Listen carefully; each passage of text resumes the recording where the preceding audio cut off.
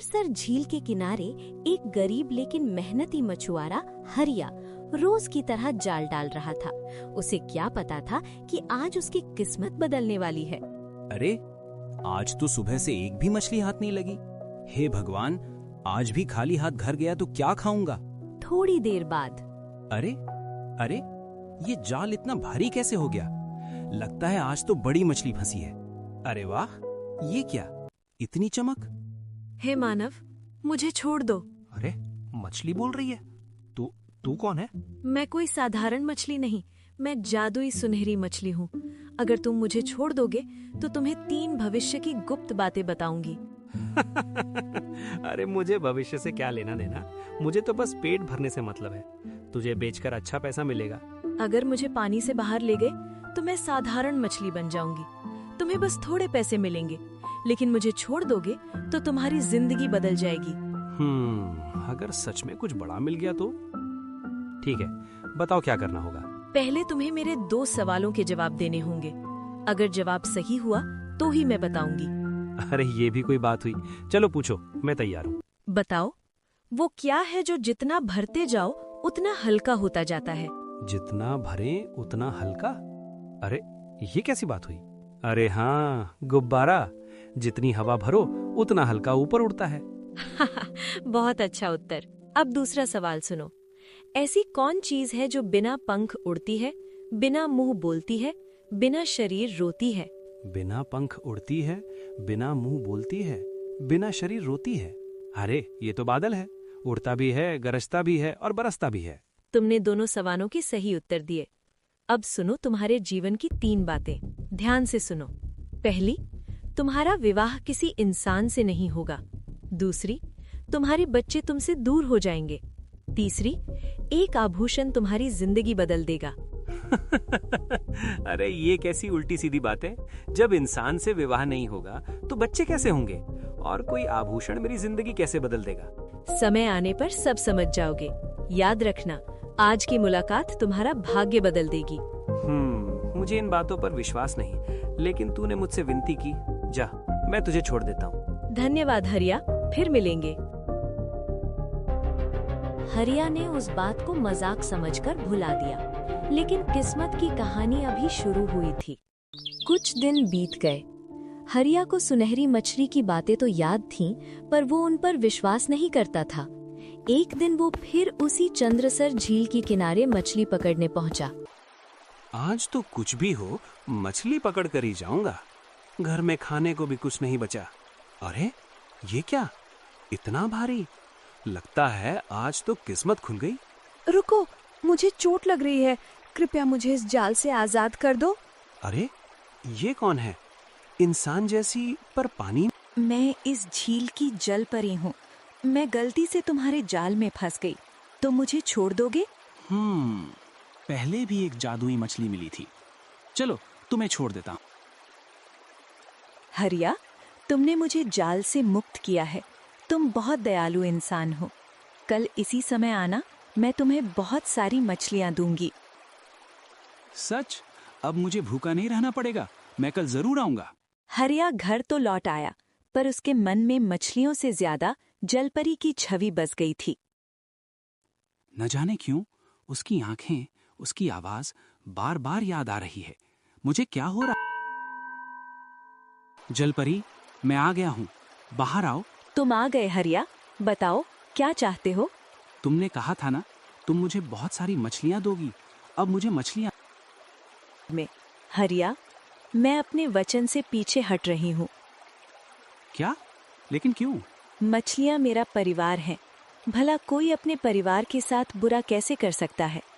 मैं उन्हें दुख नहीं देना चाहती। मुझे क्षमा कर दो, लेकिन तुम्हारी दयालुता के बदले मैं तुम्हें एक जादुई वस्तु देना चाहती हूँ।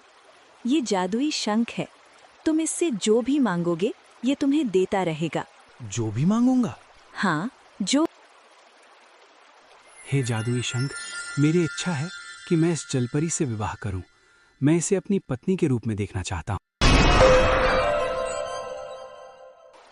ये तुमने क्या कर दिया हरिया? अब मैं जल की दुनिया से अलग हो गई। मैं क्या करता? कल रात भर मुझे नींद नहीं आई। मेरे मन में सिर्फ तुम्हारी ही यादें थी। मुझे धन नहीं चाहिए, बस तुम्हारा साथ चाहिए। तुमने अपने लिए कुछ नहीं मांगा, सिर्फ मुझे चुना। हाँ, क्योंकि सच्ची खुशी साथ में होती है, धन में नहीं। अरे ये क्या देख रहा हूँ? इंसान और जलपरी बातें कर रहे हैं। प्रणाम ऋषिवर। ऋषिवर, कृपया बताइए, क्या एक जलपरी और इंसान का विवाह संभव है? शांत हो जाओ, ये सब भाग्य का खेल है। तुम दोनों का मिलन पहले से ही नियति में तय था, इसे कोई रोक नहीं सकता। पर ये कैसे मुमकिन है ऋषिवर? कोई उपाय तो जरूर होगा ना? हर समस्या का समाधान होता है। मैं तुम्हें एक जादुई रत्न देता हूँ। जब तक ये रत्न तुम्हारे पास रहेगा, तुम जलपरी से इंसान और इंसान से जलपरी बन सकती हो। लेकिन याद रखना, अगर ये रत्न खो गया तो तुम उसी दुनिया में हमेशा के लिए फंस जाओगी। मैं आपकी शर्त स्वीकार करती हूँ। अब हम साथ रह सकते हैं। समय के साथ हरिया और जलपरी का विवाह पूरे गांव की मौजूदगी में हुआ। एक साधारण मछुआरा और जललोक की रानी अब एक नए जीवन की शुरुआत कर रहे थे। देखो, हरिया की किस्मत तो देखो, कैसी सुंदर पत्नी मिली है। लगता है ये कोई साधारण स्त्री नहीं। आज से हम हमेशा साथ रहेंगे। हाँ हरिया, अब यही मेरा संसार है। समय बीतने लगा। हरिया का घर हंसी और खुशियों से भर गया। कुछ वर्षों बाद उनके घर 2 पुत्रों का जन्म हुआ, आरव और विवान। मेरे बेटों, तुम मेरे जीवन की सबसे बड़ी खुशी हो। इनकी हंसी मेरे लिए सबसे अनमोल है। क्या बात है, तुम उदास लग रही हो? हरिया, मुझे अपने जललोक की याद आने लगी है। वो मेरा घर था, मेरा संसार। लेकिन अब तुम्हारा घर यही है, हमारा परिवार। मैं तुम सबसे बहुत प्रेम करती हूँ, लेकिन समुद्र की लहरें, मेरी दुनिया मुझे बुला रही हैं। ये वही जादुई रत्न है जिससे मैं जललोक जा सकती हूँ। क्या तुम हमें छोड़कर जाओगी? नहीं, मैं हमेशा के लिए नहीं जा रही, बस अपने लोक को देखने, अपने परिवार से मिलने। जल्दी वापस आना, तुम्हारे बिना ये घर सूना हो जाएगा। मैं वचन देती हूँ। मेरे प्यारे बेटो, मैं जल्द लौटूंगी। सावधान रहना। जलपरी अपने जललोक लौट गई, लेकिन ये दूरी उनके जीवन में एक नए संघर्ष की शुरुआत थी। जलपरी अपने जललोक लौट तो आई, लेकिन उसका मन अब भी हरिया और अपने बच्चों के पास था। मुझे जल्द ही वापस जाना होगा। हरिया और मेरे बच्चे मेरा इंतजार कर रहे होंगे। बस इस रत्न की शक्ति से मैं अपने परिवार के पास लौट जाऊंगी। वो रत्न को किनारे पत्थर पर रखती है। रत्न की चमक देखकर एक पक्षी उसे भोजन समझ बैठा। अरे मेरा रत्न, रुको! वो रत्न ही मेरे लौटने का एकमात्र साधन है। पक्षी ऊंचा उड़ता है, रत्न चोंच से फिसलता है, पानी की तेज धारा रत्न को बहा ले जाती है। सब खत्म हो गया। अब मैं वापस कैसे जाऊंगी? वो झरने में खोजने की कोशिश करती है। कहीं तो होगा, मुझे मिलना ही चाहिए। बहुत खोजने के बाद भी रत्न कहीं नहीं मिला। अब मैं मानव लोक में वापस नहीं जा सकती। ना हरिया से मिल सकती हूँ, ना अपने बच्चों को देख सकती हूँ। हे भाग्य, ये कैसी परीक्षा है। आज भी वो वापस नहीं आई। पिताजी, माँ कब आएंगी? मुझे नहीं पता। भाग्य अपना खेल खेल चुका था। एक छोटी सी घटना ने पूरे परिवार को अलग कर दिया। समय बीतता गया। जलपरी कभी वापस नहीं लौटी। हरिया ने अकेले ही अपने दोनों पुत्रों को पालने का कठिन निर्णय लिया। आरव, विवान, मैं काम पर जा रहा हूँ, तुम दोनों पढ़ाई करना। पिताजी, माँ कब आएंगी? वो बहुत दूर गई हैं बेटा, लेकिन एक दिन जरूर लौटेगी। हरिया ने माँ और पिता दोनों का कर्तव्य निभाया। उसने अपने बच्चों को कभी माँ की कमी महसूस नहीं होने दी। समय बीतता गया। बच्चे अब बड़े हो रहे थे। पिताजी ने हमारे लिए कितना त्याग किया है। लेकिन हमारे मन में हमेशा एक सवाल रहा, हमारी माँ आखिर कहाँ है? पिताजी, आज हमें सच बताइए, माँ हमें छोड़कर क्यों गईं? तुम्हारी माँ साधारण स्त्री नहीं थी, वो जललोक की जलपरी थी। जलपरी? तो वो अब कहाँ है? वो अपने लोक गई थी, लेकिन वो वापस नहीं आ सकी। तो क्या वो आज भी हमारी प्रतीक्षा कर रही होगी? हाँ, शायद। भैया, हमें माँ को ढूंढना चाहिए। हाँ, हम उन्हें वापस लेकर आएंगे। पिताजी, हमें अनुमति दीजिए, हम माँ को खोजने जाएंगे। ये मार्ग आसान नहीं है। समुद्र, जंगल, अनजाने खतरे, आपने हमें साहस सिखाया है। अब हमें अपना कर्तव्य निभाने दीजिए। जाओ, लेकिन सावधान रहना और अपनी माँ को जरूर वापस लाना। माँ के प्रेम ने उन्हें यात्रा पर निकलने की शक्ति दी।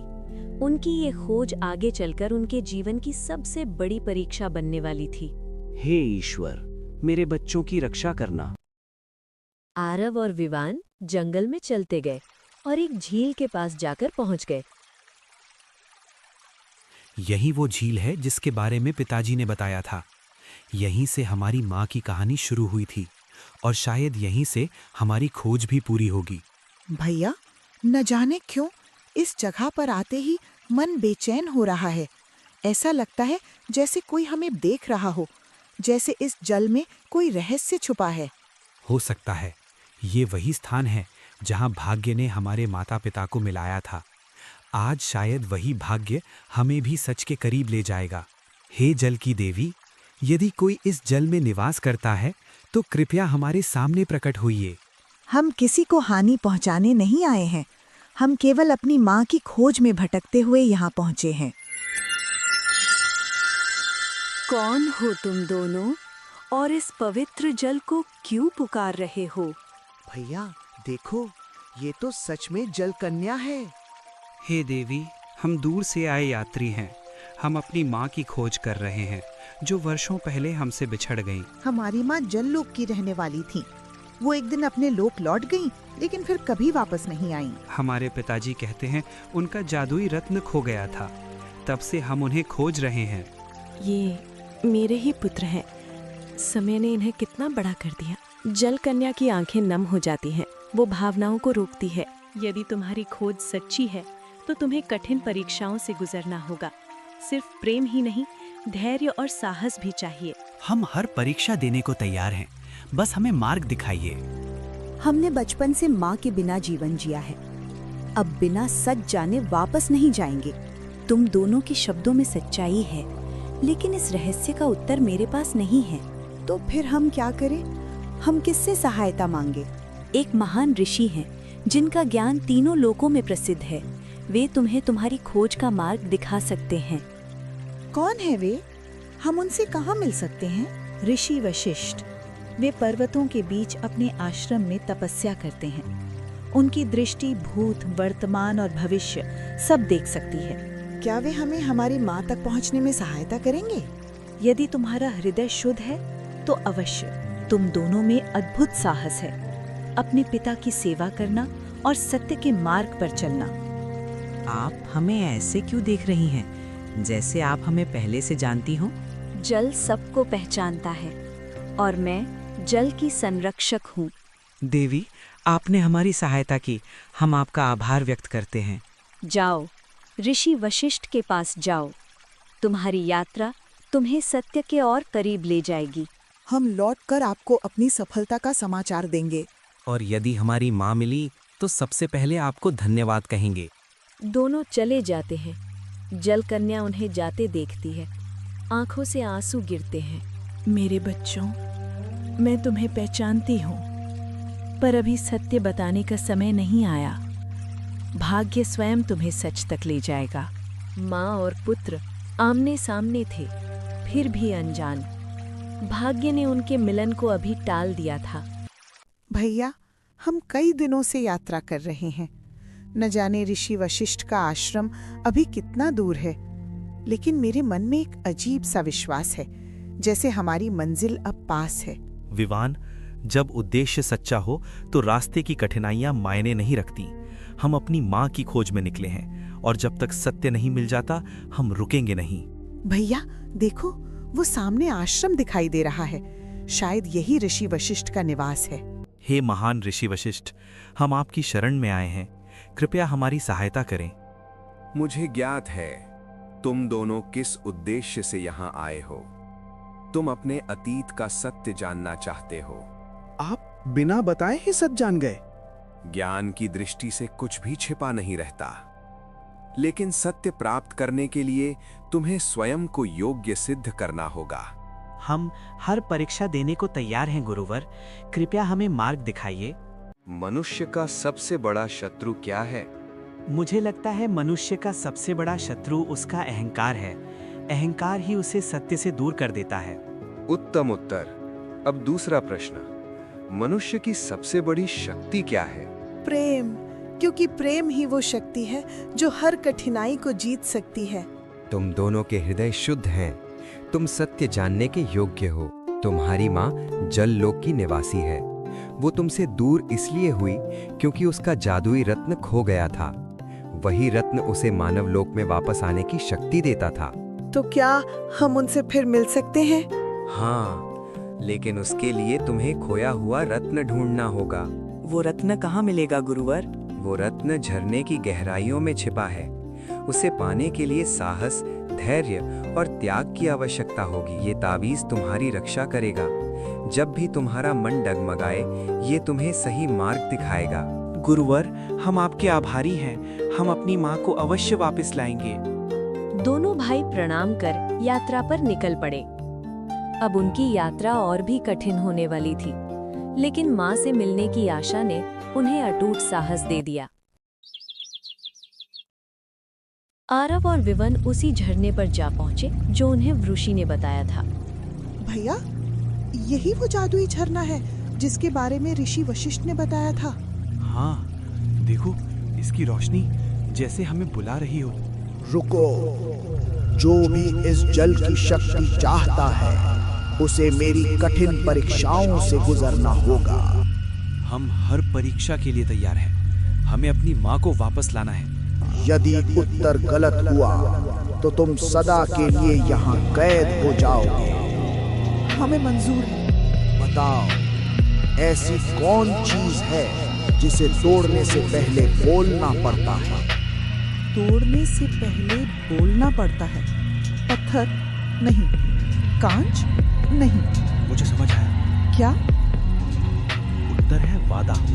वादा करने के बाद ही उसे तोड़ा जाता है। सही उत्तर। तुम्हारी बुद्धि प्रशंसनीय है।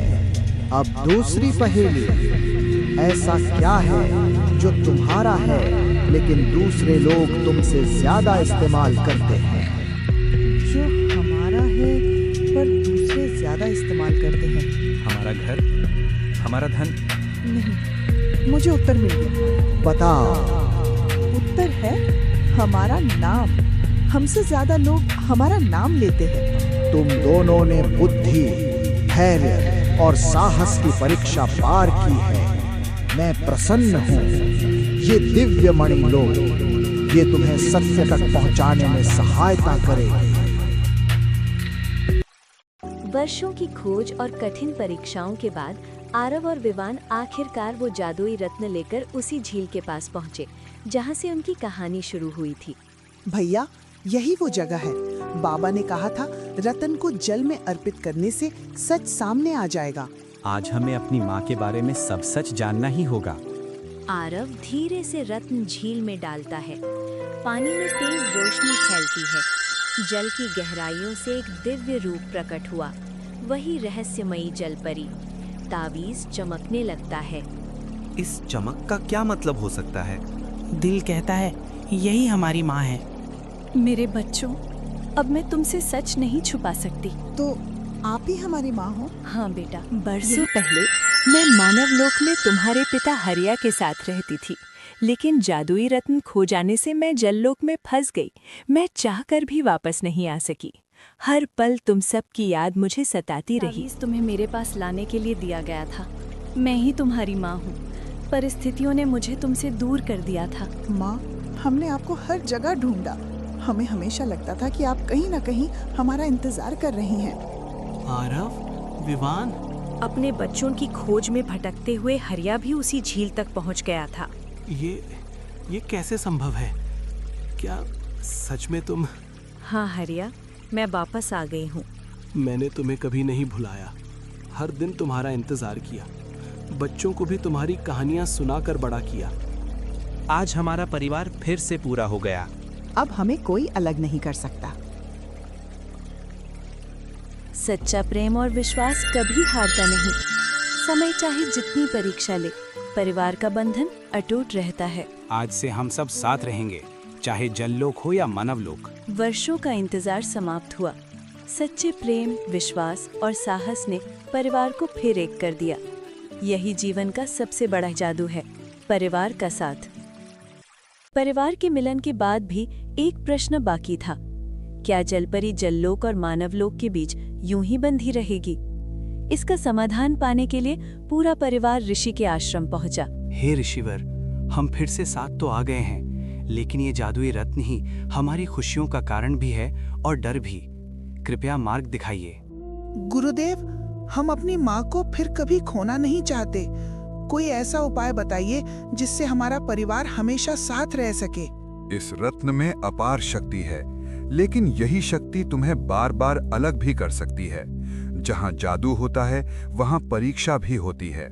एक ही मार्ग है, या तो जलपरी जललोक लौट जाए या ये रत्न सदा के लिए नष्ट कर दिया जाए। यदि रत्न नष्ट हो गया तो मैं हमेशा के लिए मानव बन जाऊंगी और कभी अपने जललोक वापस नहीं जा सकूंगी। जलपरी के सामने कठिन निर्णय था, अपना पुराना संसार या अपना परिवार। मेरे लिए सबसे बड़ा सत्य मेरा परिवार है। मैं अपने बच्चों और पति के साथ रहना चाहती हूँ। मैं मानव बनकर जीवन जीने को तैयार हूँ। तुम्हें कोई त्याग करने की आवश्यकता नहीं। नहीं हरिया, ये त्याग नहीं, मेरा सौभाग्य है। जलपरी के निर्णय के बाद ऋषि ने रत्न अपने हाथों में लिया। मंत्र उच्चारण करते रत्न को नष्ट कर दिया। ये रत्न अब किसी को अलग नहीं करेगा। आज इसकी शक्ति यहीं समाप्त होती है।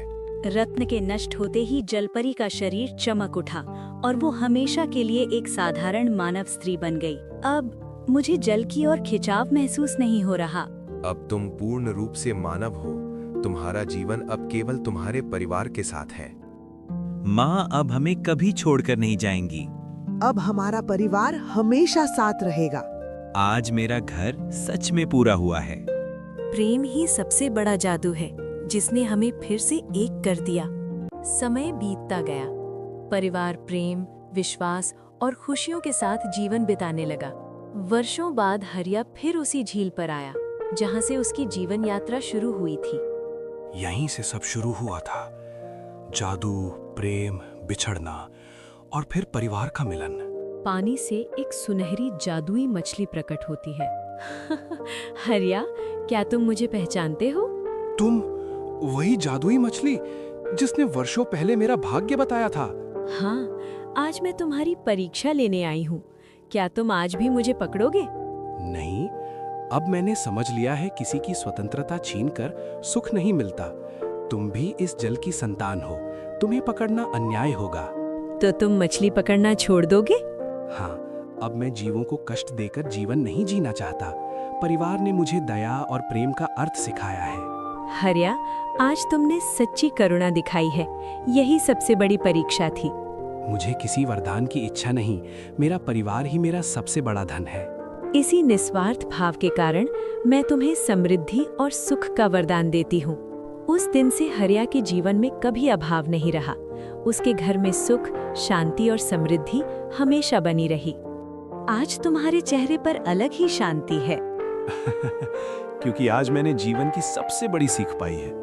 दया और करुणा से बड़ा कोई जादू नहीं। जो दूसरों के जीवन का सम्मान करता है, प्रकृति स्वयं उसे आशीर्वाद देती है।